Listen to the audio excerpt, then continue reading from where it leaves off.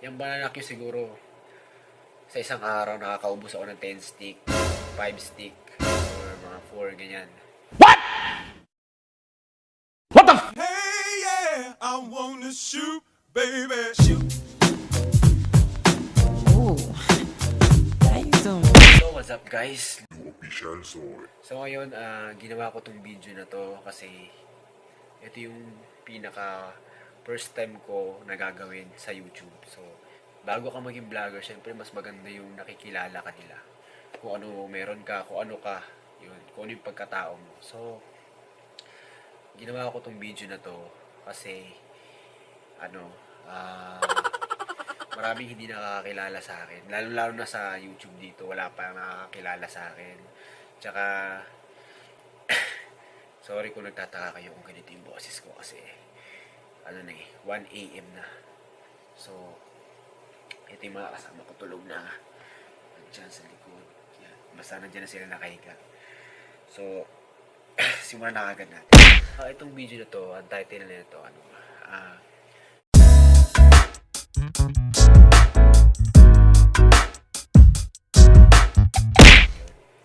so, hindi na yan, sa iba. Laging ganyan yan sa mga kasagaran, sa mga vlogger. Meron silang mga facts nila, ganyan. So, yun. Gusto ko ganun din ako. Gusto ko makilala nyo rin muna ako bago ako mag-start mag-vlog. So, huwag natin patagalin pa. Let's go.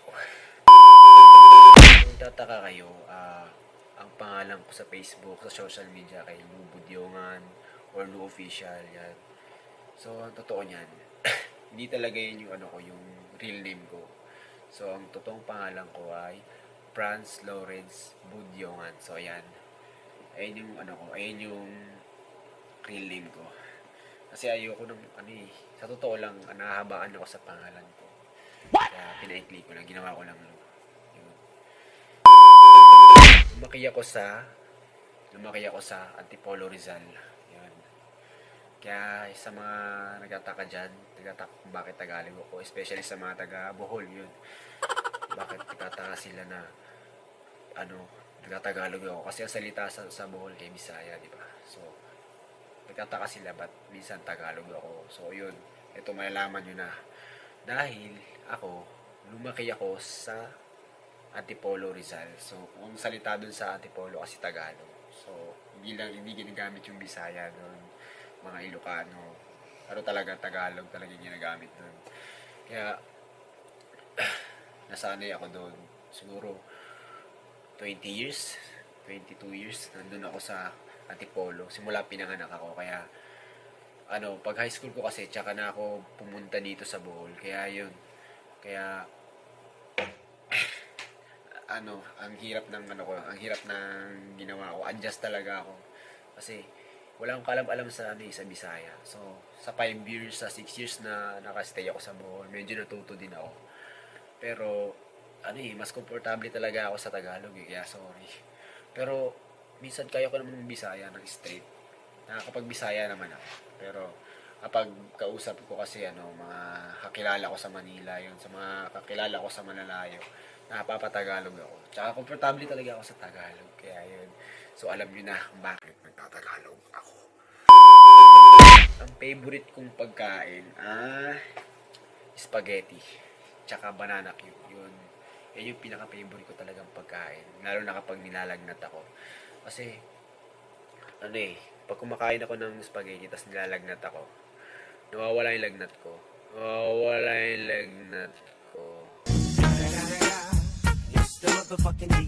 Snoop Dogg. Kaya gusto ko spaghetti. Bata pa lang ako yun, yung binibigay sa akin kada birthday ko. Hanggang sa high school ako, hanggang sa ngayon, hindi nawawala yung spaghetti sa birthday ko. So, yung banana Q siguro, sa isang araw nakakaubos ako ng 10 stick, 5 stick, or mga 4, ganyan. Araw-araw yan. Kasi sa school namin, may tinda laging ganyan. Or, minsan pag mapapadaan ako sa syudad, may nagbibenta sa kasada ng mga banana Q, mga ganyan. Mapapabili talaga ako ng banana Q. Favorite ko talaga yung banana Q kung bakit. Masarap kasi banana Q. Na-dislike ko sa pagkain. So, pinakaayaw ko talaga ng pagkain yung yung seafood. Yan, ayoko niyan. Basta types ng mga seafoods yung mga ganyan, ayoko niyan eh. Hindi ko naman kinakabisado yung mga yan. Tsaka ayoko talaga ng lasa niyan. Tsaka nakatikim na din ako dati niyan. Dati kasi, hindi ko pa alam na allergic ako doon. Kumakain ako lagi ng mga ganyan, mga seafood. Tapos, pagkatapos ko kumain, namumula na yung ko yung dito. Namumula. Pati dito, pati... Don't let your kids watch it! Kaya, yun nalaman ko na pala ako, allergic pala ako dyan sa mga ganyan. Pinigilan ko na. Tapos parang, pag nakakita ako ng crab, mga ganyan, mga lobster, na nakagad ako, parang nakangati. Kaya, ayoko na niya ng mga seafoods. Tsaka isa pa yung exotic food. Ayoko ng exotic food. Yung mga binibenta sa convenience store, yung mga parang uod. Ayoko na. So, yun lang yung pinaka-ayoko sa mga pagkain. So, halos lahat naman kinakain ko. Maliban lang sa mga seafoods tsaka exotic food. Yan. Lagi kong ginagawa, nakikinig ako ng music yan. Music lover ako. Lagi ako nag-headset, mag-earbuds ako. Tapos, kasi, nakakawala siya ng stress para sa akin yung music. Kahit anong music. So, sa cellphone ko ata, nasa 1,000 yung music ko. Yun, lagpas pa 1,000. Kaya, kasi, nakakawala talaga ng stress. Tapos, basta, I love music. Mahilig ako mag-music. Kahit saan ako pumunta, maglalakad ako, pagpa-practice, papunta ako sa practice, papunta ng school, di pwedeng, wala akong headset na dala. Hindi ako nabubuhay kapag walang music. Kaya yun, favorite ko talaga yung music. Tsaka, mahilig din ako manood ng anime. Ayan, anime. Lalo-lalo na yung mga, yung favorite ko na Black Clover, The Seven Deadly Sins, tsaka Demon Slayer, tsaka pinaka-favorite ko talaga yung Hero Academia. Yan. Yung 4 na yun yung mga favorite ko talaga sa anime. Lagi kong inaabangan yan. Yun. Yun, wala man akong ginagawa. Yun lang lagi. Yun yung mga ko, palagi kong ginagawa. Bisa kasi pag uuwi ako, pag walang practice, manonood lang ako ng mga anime, mga movie. Yan, movie pala. Mahilig ako manood ng mga movie, mga foreign movies, mga horror. Yan, yun yung mga gusto ko. Nawawala yung mga stress ko, yung mga ganyan. Yan. Favorite games ko, wala nang iba kundi Dota. Number 1, ko talaga yung Dota. Number 1, fan ako ng Dota. So, pa lang ata ako noon high school pa lang ako nung Dota 1 pa yun. Nilalaro ko na mga Dota 1. Hanggang naging Dota 2 siya. Nilalaro ko talaga yan. Yung hanggang ngayon, naglalaro pa rin ako ng Dota. Pero hindi na palagi. Alam naman talent ko, dance. Ayan.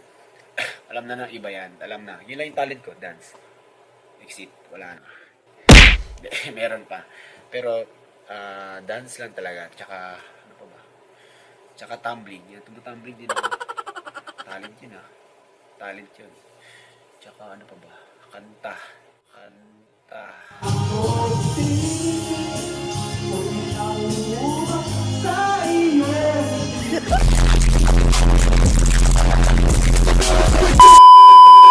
Top crush ko, yung top crush ko talaga, grabe.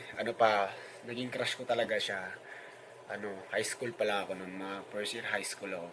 Nanonood ako ng TV. Tapos, pagkita ko sa kanya, yung pinaka first kong nakita yung mukha niya. Ewan ko, bigla akong na starstruck, nailag agad ako sa kanya. Tsaka yun, crush na crush ko talaga siya. Hanggang ngayon. So, ito na, ang pangalan niya si Kim So-yun. Siya, taga Korea. So, yan. Si Kim So-yun yung pinaka-crush ko talaga sa lahat. Kasi first time ko nakita siya, high school ako, bata pa kasi siya nun eh. Bali, naman relate ata kay sa, palabas sa channel 2. Ito. Yan. Yun yung first kong nakita yung niya.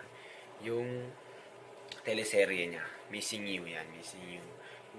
Then, hanggang sa pag, laki niya, nakita ko, talaga, iba talaga eh.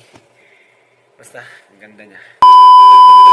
Favorite color ko, black.